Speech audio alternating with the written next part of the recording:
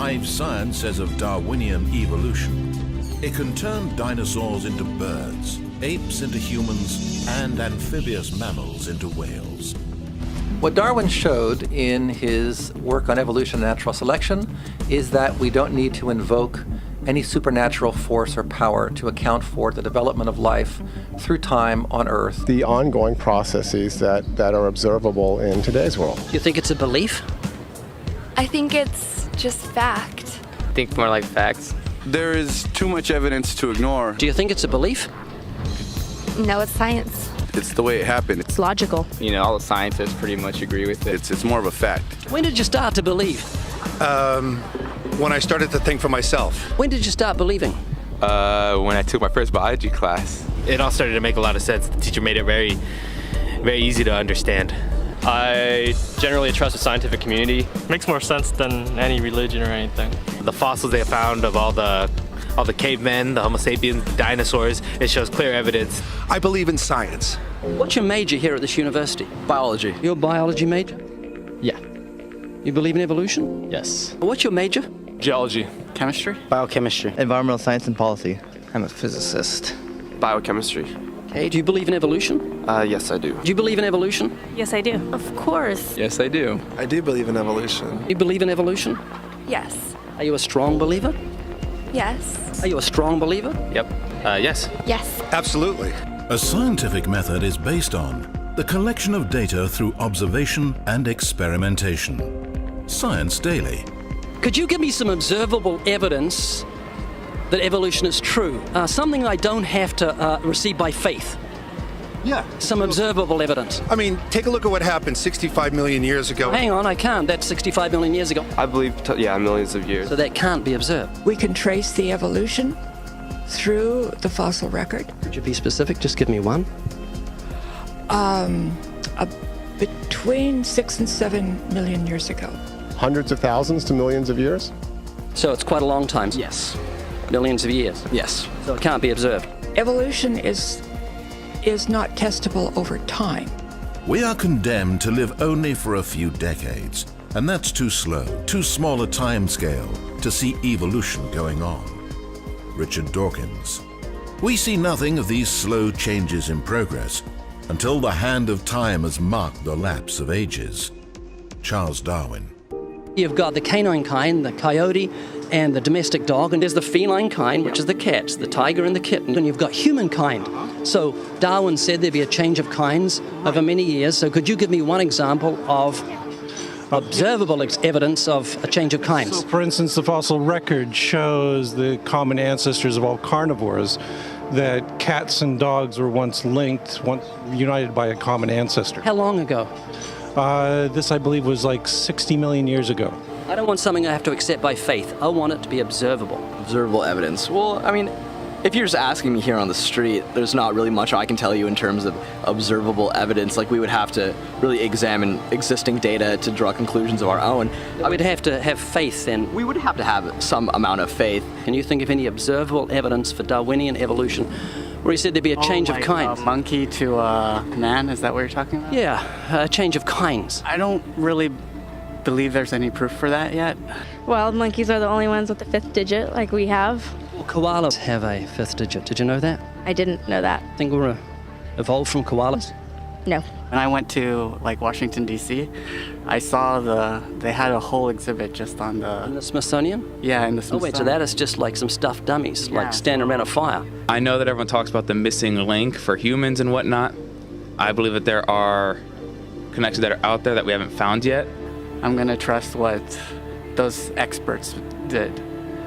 Those experts came up with. I have a strong trust in evolutionary ideas based on the evidence presented. Can you think of any observable evidence for Darwinian evolution, a change of kinds? I haven't seen it myself, but I believe what the textbooks tell me about it, so. You've got faith in the experts? I have faith in the experts, yeah. I guess similar to how religious people have faith that God actually exists, I have faith in the experts knowing what they're talking about. The scientific method must be observable and repeatable. So could you give me one piece of observable evidence for Darwinian evolution? Okay, I would point to, as one great example is look at the genetics of the stickleback. What's that? So stickleback fish are a very interesting collection of species that were recently isolated after the end of the Ice Age. What did they become? They're various species of sticklebacks. They stayed as fish. Well, of course. Can you think of any observable evidence where there was a change of kinds? Fish. Human beings are still fish. Human beings are fish? Why, yes, of course they are. How long did that take? A couple billions of years, millions. A couple of millions? How is that observable? It's not. We came out of the ground as a mammal, and one mammal created... Come out of the ground? Didn't we come out of the sea? Huh? Well, initially in the beginning, we came out of the ground and the sea. After the great destruction of the... So did we have lungs or gills when we came out of the sea? You want to know something?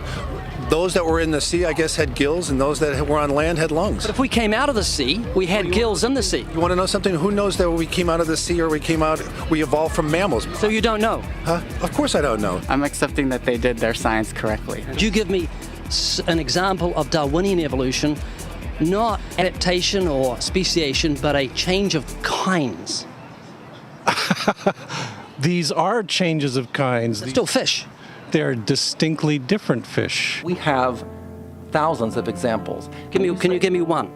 I can give you thousands. Just one. For instance, I would say look at Lenski's experiments with bacteria then. So what do the bacteria become? The bacteria are still bacteria, of course. So that's not Darwinian evolution. That's not a change of kinds, is it? It is a change. It is a change in the genetic makeup of the bacteria, which is still bacteria. So what do the bacteria become? A new kind of bacterium. So it's still bacteria. There's no change of kinds. To summarize, the observable evidence that you give me for Darwinian evolution is bacteria becoming bacteria. No, it is bacteria acquiring new metabolic capabilities. You said before that there is lots of evidence for evolution. I just want one observable evidence for Darwinian evolution, just one. But I gave you some. You don't want... Not some, I want one. Wait, you don't want that. I want one. Yes, I do. I'm pleading with people. You asked me to tell you when I've watched one species evolve into another. Isn't that right? No, one kind into another. There's 14 different definitions of species. So I want a change of kind. When you're talking about kinds or change in families, you're actually talking about macroevolution. You're talking about changes on the level that separate, say, cats from dogs. So could you give me any examples of Darwinian evolution? Well, when you say examples of that, then you have to sort of look at over a longer time frame. It has nothing to do with faith. Faith is something that I have to, unseen, I have to believe in. That's it, unseen. Look, do you believe evolution? Of course I do. Are you a believer in evolution? Yes, I am. When did you start to believe evolution? I started to believe evolution when I started to think out for myself. Is evolution a belief? Well, you know something? Evolution is a thought process. Is coming to terms and checking out all the alternatives, like taking a look at the religion, man-made religions. Let me ask you again: is evolution a belief? No, evolution is. Well, yeah. In a word, yeah, I could say it could be a belief.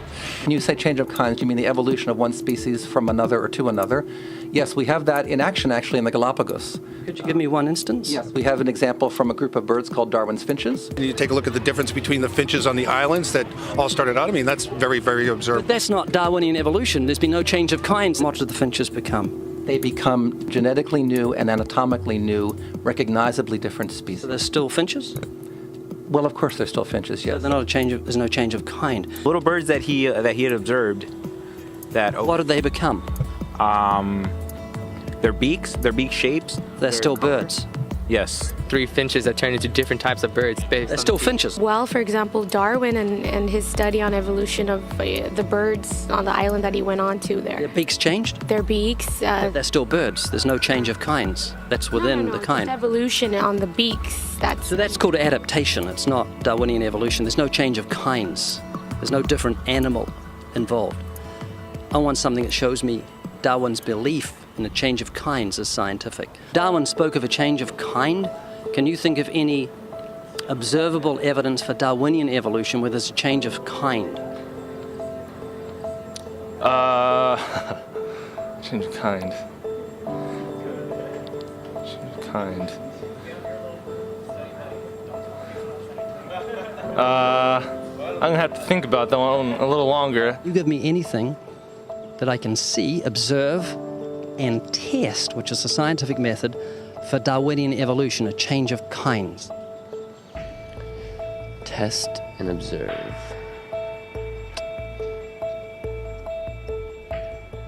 Could you give me observable evidence, which is the scientific method for Darwinian evolution, a change of kinds?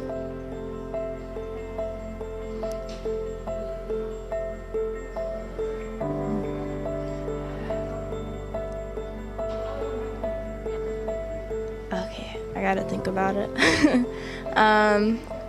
So you want the evidence of it? I would say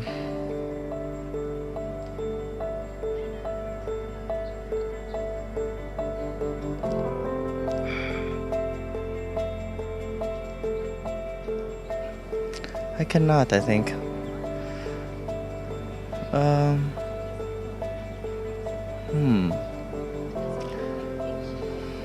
It's a hard question, actually.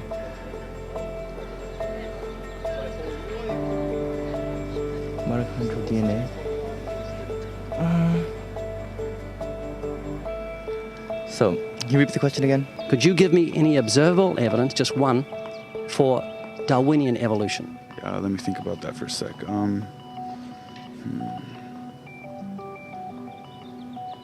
Observable evidence, something where we don't have to exercise faith.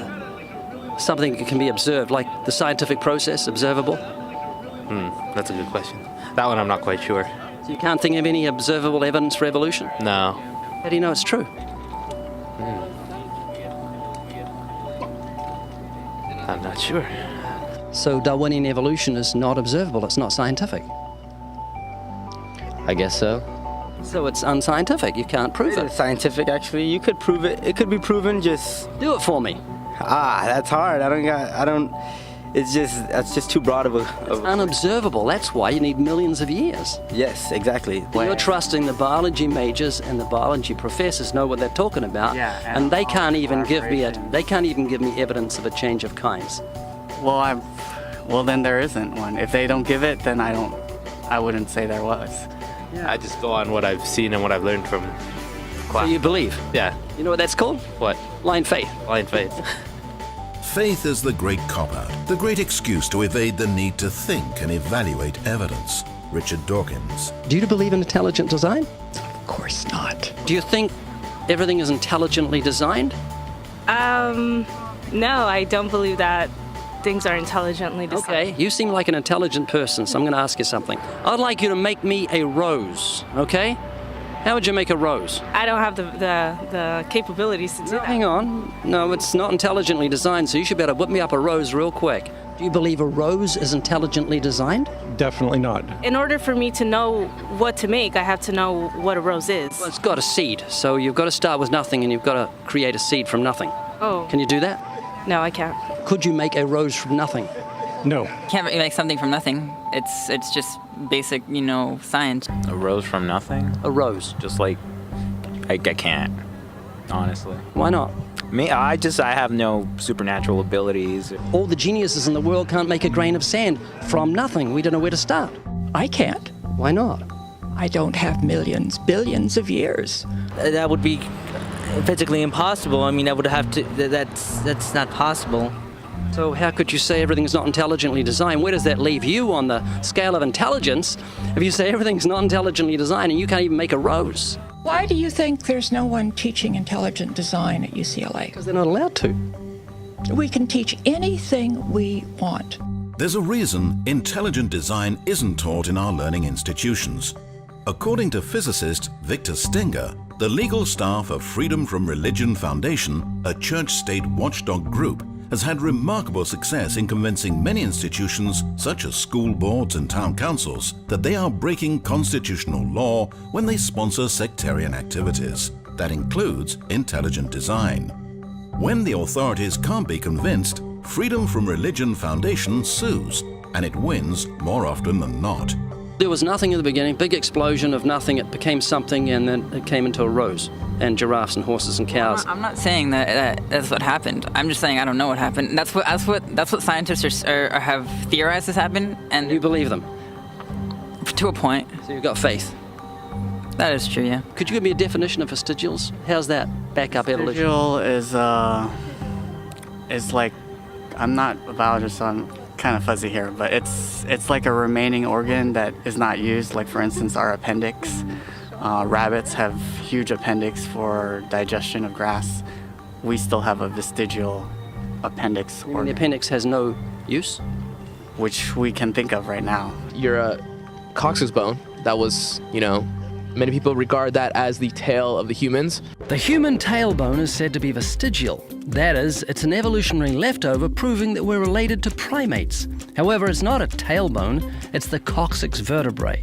The tailbone derived its name because some people believe it's a leftover part from human evolution, though the notion that the tailbone serves no purpose is wrong. The coccyx is an extremely important source of attachment for tendons, ligaments, and muscles. Evolutionists also claim that the appendix is vestigial, but it's not. The appendix is actually part of the human immune system. According to Scientific American, for years, the appendix was credited with very little physiological function. We now know, however, that the appendix serves an important role in the fetus and in young adults. Among adult humans, the appendix is now thought to be involved primarily in the immune functions. I do believe in evolution. Now, why is that? Well, over millions of years, to me it makes sense that people change, like, physically and biologically over time, over like very long periods of time. 18 years ago, you're just a little baby, but you have changed physically and it didn't take millions of years. So what's the difference between what you're telling me about evolution and the physical change that we have now? I mean, caterpillars turn into butterflies in a matter of weeks. Tadpoles turn into frogs in a matter of weeks. What's the difference between Darwinian evolution and what we see in natural life? So Braden, do you believe in evolution? Yes. I'm convinced evolution is a fact. Why? Overwhelming scientific evidence. You think of any? Namely Darwin and mostly what they teach you in schools. Do you believe in evolution? Yes. Now, when evolution first started, how did the eyes evolve? What caused them to begin evolving? The first eye evolved. Yeah, eye is very intricate. It's got 137 million light-sensitive cells. Focusing muscles move an estimated 100,000 times a day. Unspeakably complex. How did the first eye evolve? What happened? What caused it? I actually don't have an answer to that. Now, tell me about this eye. It was just cells and then it decided it wanted to see? How long did this take?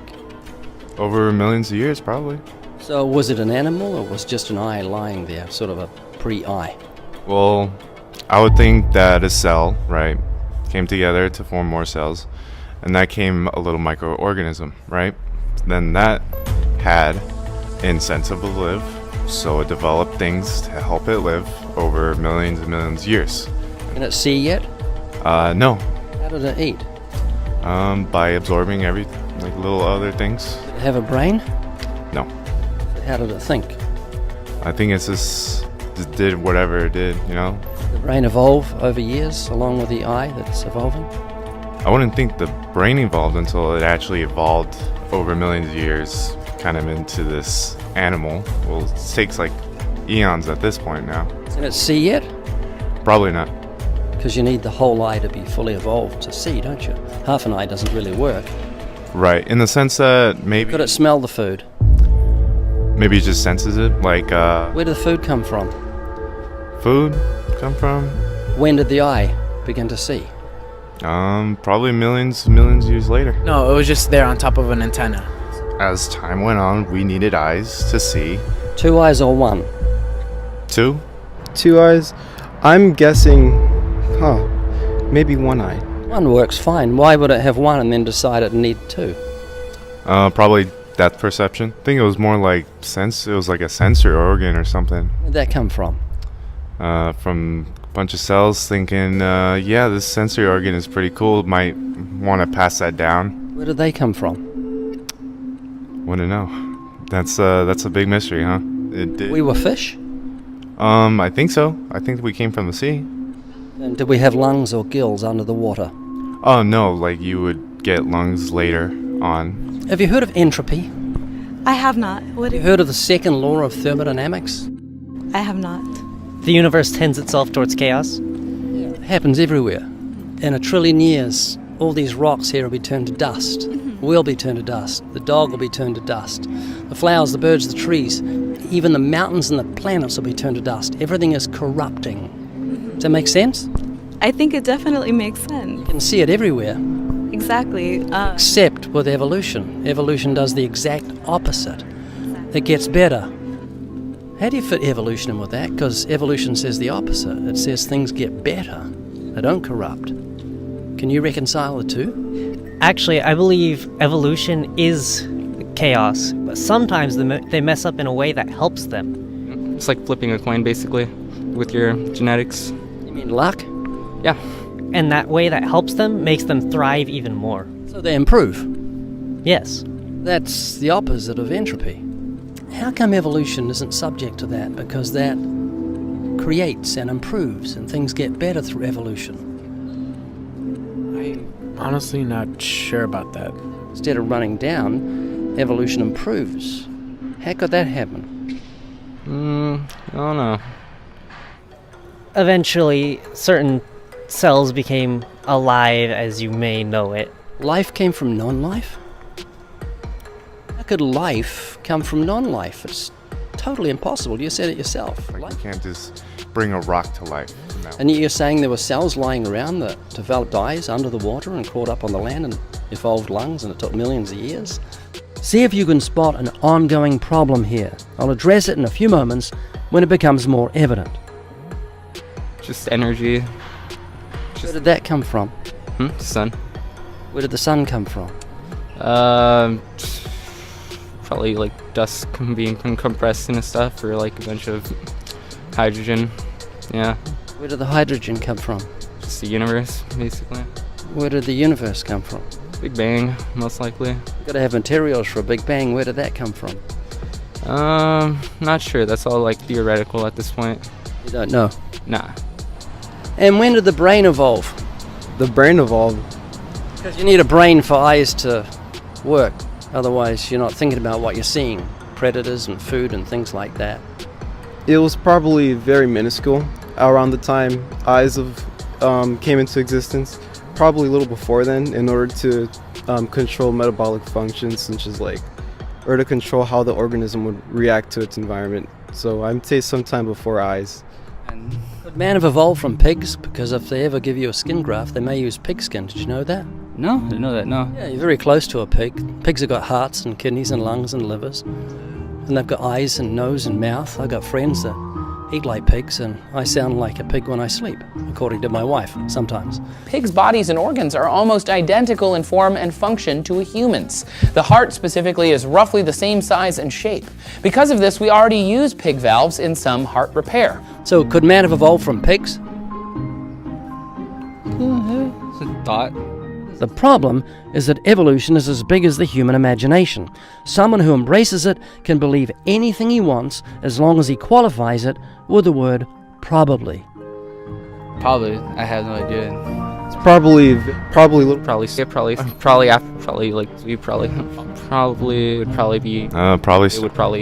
probably it probably was by accident. Probably millions years later. You got to say probably every few sentences because nothing is for sure. Is that right? Yeah. Probably. Mm-hmm. Let me just share with you how you know God exists. Every building is proof of a builder. You know a builder existed because there's a building. Every painting is proof of a painter. No paintings painted themselves. Is that right? That is true. So the painting is absolute scientific proof there was a painter, and the building is absolute scientific proof there was a builder, because buildings don't build themselves and paintings don't paint themselves. And creation is absolute proof of the creator. You can see the genius of God's creative hand in flowers and birds and trees and puppies and kittens and donkeys and horses and camels, all these things that surround us. Man can't make, we can't begin to make an eye. The eye is so complex, so how could it happen from a random explosion in space and then it made itself over millions of years?